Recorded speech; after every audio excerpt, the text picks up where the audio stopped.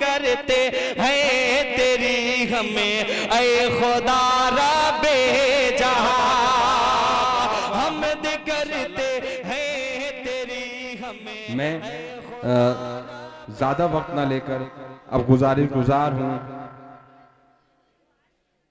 हज़रत मौलाना वज़ीर अहमद साहब कासमी से कि वो स्टेज पर आए और अपने अल्फाजों से इन बच्चों को मोटिवेट करें, इनकी हौसला अफजाई करें। मैं गुजार हूँ मौलाना वज़ीर अहमद साहब नदवी वलीदपुरी साहब से। अस्सलामु अलैकुम व रहमतुल्लाहि व बरकातुहू। अल्हम्दुलिल्लाहि रब्बिल आलमीन वस्सलातु वस्सलामु अला रसूलिहिल अमीन व अला आलिहि व सहबिहि अजमईन व अला मन तबिअहुम बिइहसान इला यौमिद्दीन। सदक़ल्लाहुल अज़ीम। क़ाल अल्लाहु सुब्हानहु व तआला इक़रा बिस्मि रब्बिकल्लज़ी ख़लक़ ख़लक़ल इंसान मिन अलक़ इक़रा व रब्बुकल अकरम अल्लज़ी अल्लम बिल क़लम अल्लमल इंसान मा लम यअलम। सदक़ल्लाहुल अज़ीम। व अन नबी सल्लल्लाहु अलैहि वसल्लम अन्नहु क़ाल मन सलक तरीक़न यल्तमिसु बिही इल्मन सख़्ख़रल्लाहु लहू तरीक़न बिही इलल जन्नह औ कमा क़ाल अलैहि सलातु वस्सलाम। सदर मुहतरम जनाब हाफिज़ उस्मान गनी साहब, चीफ गेस्ट मास्टर मोहम्मद अमान साहब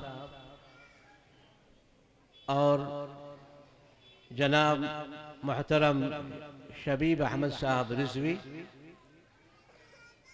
मास्टर शमीम साहब, मौलाना अब्दुल बासित साहब, मौलाना मोहम्मद आसिफ साहब और स्टेज पर रौनक अफरोज़ दीगर शख्सियात और मुअज़्ज़ज़ हाज़िरीन और अज़ीज़ तलबा और बच्चों, सबसे पहले मैं मुबारकबाद देना चाहता हूँ कोहिनूर एकेडमी के ज़िम्मेदारों को, जो उन्होंने एक अजीम काम की बुनियाद डाली है।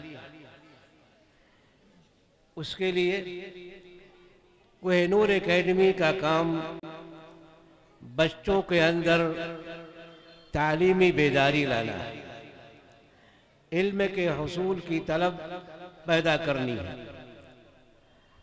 और वो दीनी उलूम से भी लैस हो और दुनियावी उलूम से भी आरास्ता हो। उनका ये मकसद है, ये एक अजीम मकसद है और उस अजीम मकसद के लिए उन्होंने ये एकेडमी बनाई है। तो कोहिनूर एकेडमी के जो ज़िम्मेदार हैं वो मुबारकबाद के मुस्तहिक़ हैं हमारी, और हर तरह से हमारे ताउन के मुस्तहिक़ हैं। इसलिए कि ये छोटा काम नहीं है, ये बहुत बड़ा काम है, अजीम काम है ये जो लोग कर रहे हैं।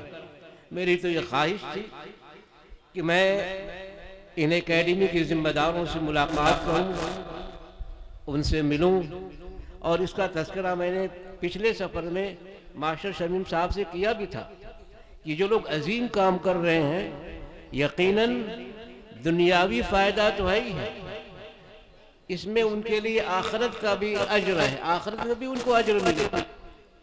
इसलिए ये जो काम कर रहे बहुत अजीम है, ये सिर्फ दीनी काम नहीं है, ये दुनियावी भी है, दीनी भी है। इसलिए कि किसी के अंदर इल्म के हुसूल का जज्बा पैदा करना, किसी शख्स को मोटिवेट करना ये बहुत बड़ा काम है, इल्म की तरफ, इल्म के हुसूल की तरफ। इसलिए कि इल्म जो है हमारे दीन की बुनियाद रखी गई। कुरान करीम में रसूल अकरम सल्लल्लाहु अलैहि वसल्लम सबसे पहले वही आई है, जिस जिन अल्फाज से कुरान करीम का आगाज हुआ है। हज़रत जिब्रील अलैहिस्सलाम रसूल अकरम सल्लल्लाहु अलैहि वसल्लम जो वही लेकर आए, वो पहली वही है। उस वही के अल्फाज आप पढ़िए इक़रा बिस्मि रब्बिकल्लज़ी खलक़। ऐ मोहम्मद सल्लल्लाहु अलैहि वसल्लम इक़रा पढ़िए अपने रब के नाम से। इक़रा बिस्मि रब्बिकल्लज़ी खलक़, पढ़िए अपने उस रब के नाम से जिसने पैदा किया। इक़रा बिस्मि रब्बिकल्लज़ी खलक़ खलक़ल इंसान मिन अलक़, इंसान को जमे हुए खून से पैदा किया। खलक़ल इंसान मिन अलक़ इक़रा व रब्बुकल अकरम। ऐ मोहम्मद सल्लल्लाहु अलैहि वसल्लम पढ़िए, और आपका रब जो है बड़ा करीम है, बड़ा मेहरबान है। इक़रा व रब्बुकल अकरम अल्लज़ी अल्लम बिल क़लम, जिसने इंसान को कलम के जरिए इल्म सिखलाया है। अल्लम बिल क़लम अल्लमल इंसान मा लम यअलम, उसने इंसान को वो सिखाया जो वो जानता नहीं था।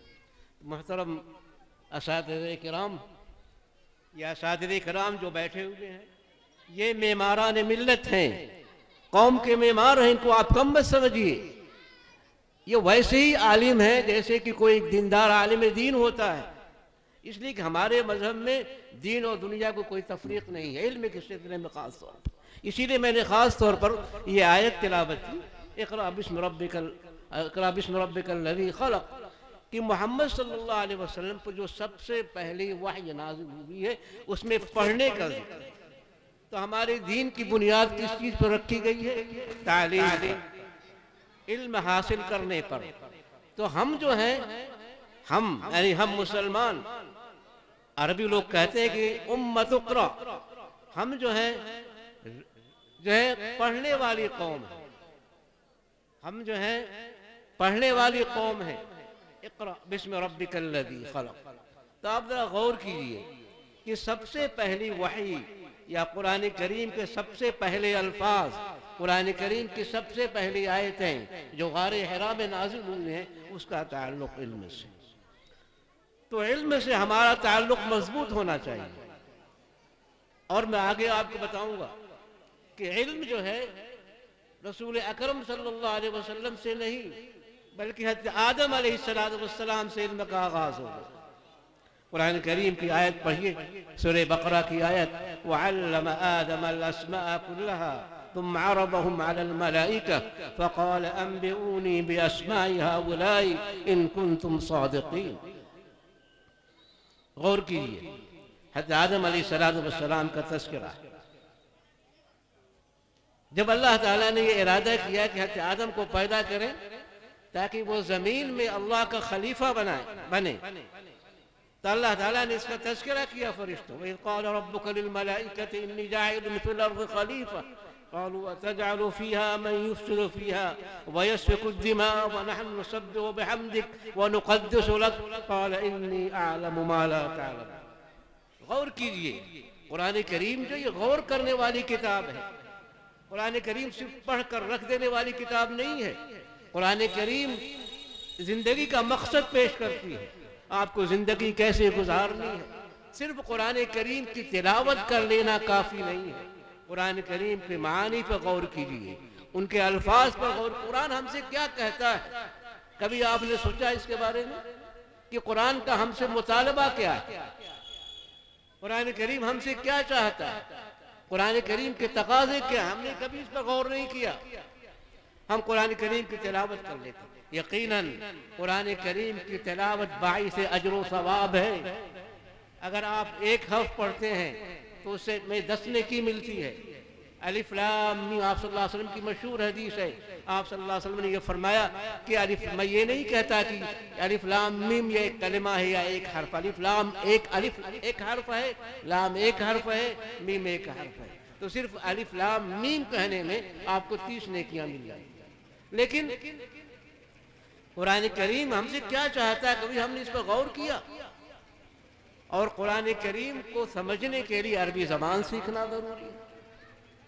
तो मोहतरम बुजुर्गों और दीनी भाई, तो अल्लाह ताला ने फरमाया, बात वहाँ से चली थी कि जब अल्लाह ताला ने हज़रत आदम अलैहिस्सलाम को पैदा करने का इरादा फरमाया तो फरिश्तों से अर्ज़ किया, वइज़ क़ाल रब्बुका लिल मलाइका इन्नी जाइलुन फ़िल अर्ज़ि खलीफ़ा। और उस वक्त को याद करो जब तुम्हारे रब ने ये कहा कि इन्नी जाइल, फरिश्तों से, इन्नी जाइलुन फिल अर्द खलीफा, मैं जमीन पर अपना खलीफा, अपना जानशीन बनाने वाला।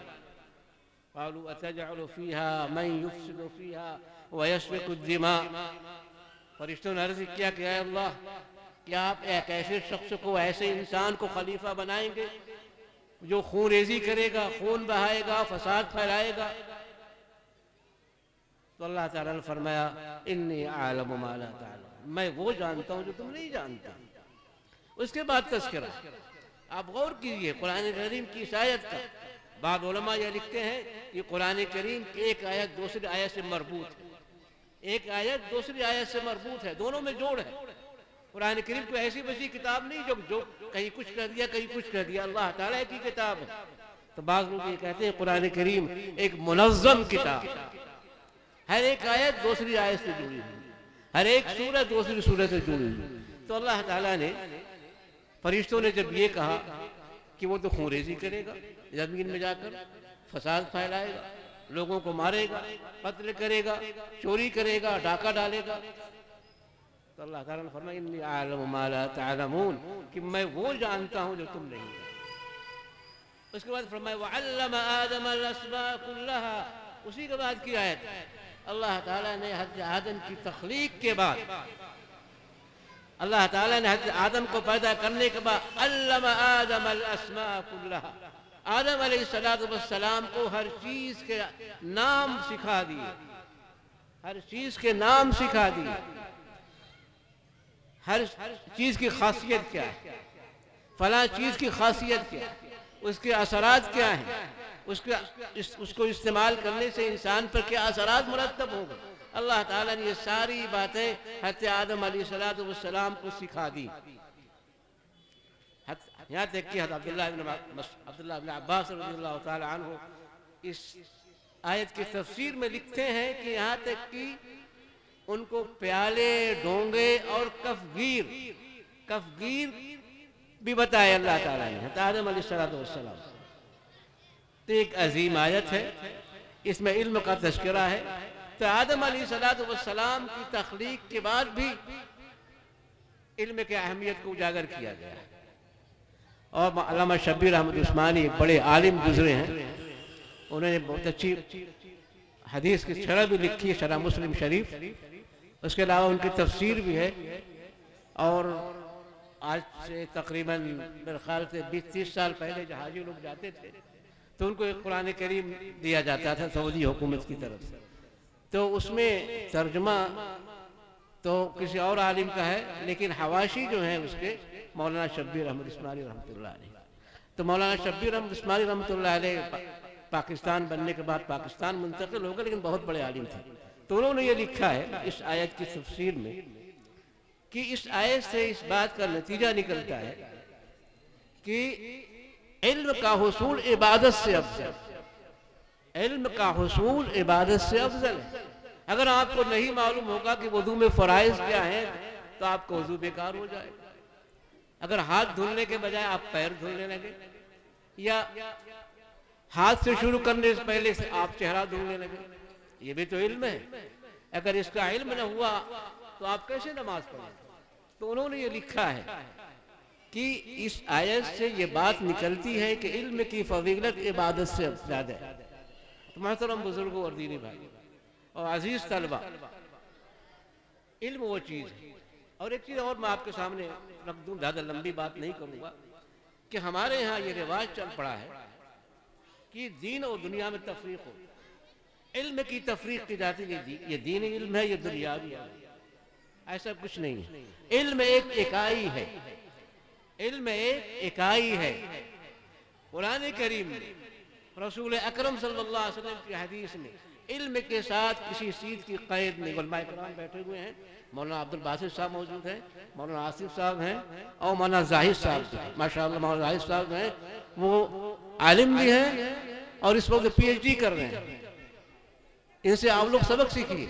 और इसी तरह मैं कहा करता हूँ कि डॉक्टर यूसुफ रहमान साहब हैं यहाँ पे, हमारे गाँव के, हमारे मोहल्ले के रहने वाले हैं, निज़ामुद्दीन मरहूम के बेटे, वो अलीगढ़ यूनिवर्सिटी में पढ़ रहे हैं इस वक्त, वो भी PhD कर रहे हैं। तो उनसे उनके सामने ये बात कहता हूँ कि आप कुरान करीम में या रसूल अकरम सल्लल्लाहु अलैहि वसल्लम की हदीस में इल्म के साथ किसी लफ्ज़ की कैद नहीं पाएंगे आप। उतलबुल इल्म मिनल महदी इलल लहद, ये तो कहते हैं कि सही हदीस नहीं, आप लोग कहते हैं कि ये कहावत है, ये कौल है, अरबी कौल है। या उतलबुल इल्म वलो बिस्सीन, इल्म हासिल करो चाहे तुम्हें चाइना जाना पड़े, चीन जाना पड़े। तो जहाँ भी इल्म का तस्करा आया उसके साथ कहीं कोई कैद नहीं है कि इल्म दीन हासिल, कहीं कोई कैद नहीं। तो इल्म की मौजू के लिहाज से दो किस्में हो सकती हैं, लेकिन फजीलत के लिहाज से दो किस्में नहीं। आप बताएं इसमें क्या मैं गलत कह रहा हूँ? कुरान करीम अब्दुल बासित साहब भी इस पर जो गौर करेंगे और बताएंगे अगर इसमें गलत हूँ कि क्या इल्म की कहीं पे कैद है। तलबुल इल्म फरीज़ा, मौलाना नबी हदीस पेश की, तलबुल इल्म फरीज़ा अला कुल्ल मुस्लिमिन औ कमा क़ाल फी हदीस आखर व अला मुस्लिमा। इल्म का हासिल करना हर मुसलमान मर्द पर भी फर्ज है, और एक दूसरी हदीस में अल्लाह के रसूल सल्लल्लाहु अलैहि वसल्लम फरमाया एक औरत पर भी इल्म का हासिल करना फर्ज है। तो वहाँ पर कहीं कोई कैद नहीं है कि इल्म दीन या इल्म दुनिया।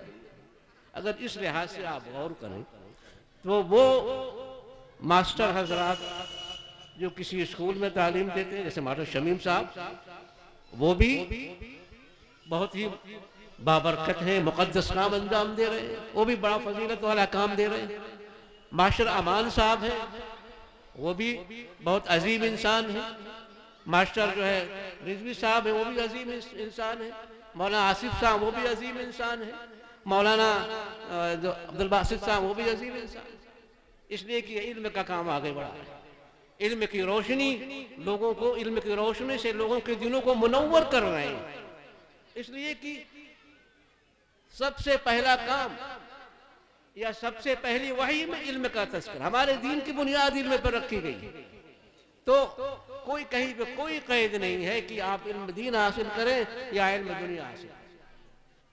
आप अगर फिजिक्स पढ़ते हैं, केमिस्ट्री पढ़ते हैं, बायोलॉजी पढ़ते हैं और दीगर उलूम हासिल करते हैं, आप कुरान करीम का इल्म हासिल करते हैं, आप हदीस शरीफ पढ़ते हैं, आप फ़िक़्ह पढ़ते हैं, मंतिक़ और फ़लसफ़ा पढ़ते हैं, नहव और सर्फ़ पढ़ते हैं, आप हर लिहाज से बाइज़्ज़त हैं, मुअज़्ज़ज़ हैं। अल्लाह ताला के दरबार में आप सुरखरू होंगे। तो इससे कहीं भी कोई तफरीक नहीं है दीन और दुनिया में, इल्म दीन और इल्म दुनिया। इसीलिए आप देखिए कि पहले जो सिस्टम राइज का निज़ाम तालीम पहले जो था, उसमें उस निज़ाम तालीम से एक आलिम भी निकलता था, एक मुहद्दिस भी निकलता था, एक मुफस्सिर भी निकलता था, और एक डॉक्टर भी निकलता था, एक इंजीनियर भी निकलता था, और जो है बहुत सारे लोग उस इल्म से मुस्तफीद होते थे। तो इल्म जो है वो हासिल करना चाहिए जिस इंसान को फ़ायदा पहुँचाए। और इल्मुन युंतफ़अ बिह। अब गौर कीजिए इस हदीस पे। यह हदीस जो है आप सल्लल्लाहु अलैहि वसल्लम की मशहूर हदीस है कि जब इंसान इस दुनिया से चला जाता है तो चंद चीज़ें ही उसके काम आती हैं। और वलदुन सालिह यदउ लहु और सदक़तुन जारिया, यह तीन चीज़ें हैं। जब इंसान इस दुनिया से चला जाता है तो उसके अमाल अब ख़त्म हो गए। वो न नमाज पढ़ सकता है, न तिलावत कर सकता है, न रमज़ान को रोज़े रख सकता है, न हज कर सकता है, कोई खैर का काम नहीं कर सकता, इसलिए कि उसकी ज़िंदगी ख़त्म हो गई। लेकिन अगर उसने कोई सदक़ा जारिया किया, सदक़ा जारिया का मतलब है कि वो सदका जो जारी रहने वाला है, उसने कोई सायादार दरख्त लगा दिया जहाँ पर धूप में, कड़ी धूप में लोग आकर आराम करते, कहीं कोई उसने नल लगवा दिया, कहीं उसने कुआं खुदवा दिया है, उससे लोग पानी पीते हैं, या ये कि उसने एक मस्जिद बनवा दी जहाँ लोग इबादत करते हैं, या मस्जिद में कुछ हिस्सा उसने बनवा दिया है, मस्जिद की छत लगवा दी है, मदरसे की तामीर करवा दी है, मदरसे में एक कमरा बनवा दिया है, स्कूल में एक कमरा बनवा दिया है। तो ये भी सदक़े जारिया है, ये भी सदक़े जारिया है। तो हमारा दीन जो बड़ा वसी है, ये तो हमने उसको महदूद कर रखा। इल्म का दायरा बड़ा वसी है, इसलिए उस जमाने में फ़लसफ़ी भी बनते थे, मुहद्दिस भी बनते थे, अदीब भी बनते थे, और जो है बैरिस्टर भी बनते थे, कानूनदान भी बनते थे, इंजीनियर भी बनते थे, डॉक्टर भी बनते थे। तो मोहतरम बुजुर्गों और दीनी भाइयों और जो है हमारे असातिज़े किराम और अजीज़ तलबा, मैं आपसे कहता हूँ कि आप इल्म हासिल करें।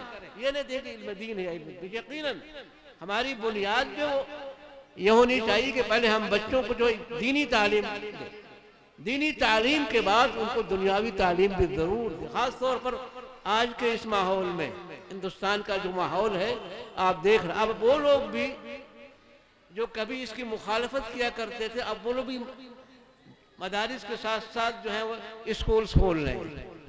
हर मदरसे के साथ अब स्कूल भी है, इसलिए कि अब एक ऐसा निज़ाम बना दिया गया है या एक ऐसा माहौल बना दिया गया कि अब उसके बगैर आप रह नहीं सकते। आपको इसी मुआशरे में रहना है। आपकी बहुत सारी ज़रूरियात, आपकी बहुत सारी ज़रूरियात, उन ज़रूरियात को पूरी करने के लिए आपको इल्म दीन भी हासिल करना और इल्म दुनिया भी हासिल करना, और इसी में आपकी कामयाबी। तो महतरम बुजुर्गों और दीनी भाई और अजीज़ तलबा, कोहिनूर एकेडमी का जो काम है बड़ा अजीम काम है, और ये हमारी जो मजलिस है ये उस मजलिस से किसी तरह भी कम नहीं जहाँ पर दीनी बातें होती हैं, दीन के तज़किरे होते हैं, रसूल अकरम सल्लल्लाहु अलैहि वसल्लम के तज़किरे होते हैं, उससे किसी तरह ये कम नहीं है सवाब। तो मैं अपने तमाम असातिज़े किराम को, ख़ास तौर पर कोहिनूर एकेडमी के जिम्मेदारों को मुबारकबाद पेश करता हूँ, और मैं उनसे कहता हूँ इंशाल्लाह मैं भी इस सिलसिले में ताउन करूँगा जो मुझसे हो सकेगा। तो अजीज़ तलबा, आप लोग इल्म हासिल करें, इल्म के हासिल करने में आप मेहनत करें, कोशिश करें। बगैर मेहनत के कोई चीज़ हासिल नहीं होती। जब आप मेहनत करेंगे तभी आपको इल्म हासिल होगा। आता है अरबी ज़बान का एक मकूला है, मन तलबल उला सहरल लयाल, मन तलबल उला सहरल लयाल। वो शख्स जो बुलंदियां चाहता है, जो बुलंदियों पर जाना चाहता है, वो रातों को जागता है, रातों को पढ़ता है। हमारे असलाफ के बारे में आता है, मौलाना हबीबुर रहमान खां शिरवानी की एक किताब है, उन्होंने लिखा है कि अपने असलाफ के बारे में कि कैसे उन्होंने इल्म हासिल किया। तो वो लिखते हैं कि बाद ऐसे उलमा भी गुजरे हैं कि उस वक्त लाइट उठ पाई नहीं जाती थी, रोशनी नहीं होती थी, तो वो चांद की रोशनी में बैठ करके किताब पढ़ा करते थे। बड़ी बड़ी किताबें उन्होंने लिखी। तो मोहतरम हाजिरीन और अजीज तलबा, मैं आपसे गुजारिश करता हूँ कि आप लोग इल्म हासिल करें और खूब मेहनत करें। बगैर मेहनत के इल्म हासिल नहीं होगा। और मैं वो हदीस भी आपके सामने पेश कर दूँ जो मैंने शुरू में पढ़ी है कि अल्लाह के रसूल सल्लल्लाहु अलैहि वसल्लम ने फरमाया कि मन सलक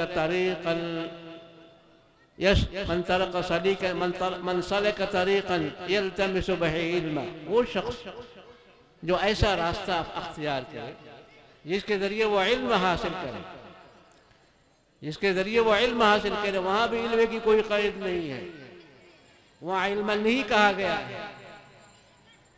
तो अल्लाह ताला जो है उसके लिए जन्नत का रास्ता आसान फरमा दे, उसके लिए जन्नत का रास्ता आसान फरमा दे। मेरे एक दोस्त हैं, वो ऑक्सफोर्ड में रहते हैं, ऑक्सफोर्ड यूनिवर्सिटी में इस्लामिक सेक्शन के हेड हैं। अभी तो खैर वो रिटायर हो गए हैं।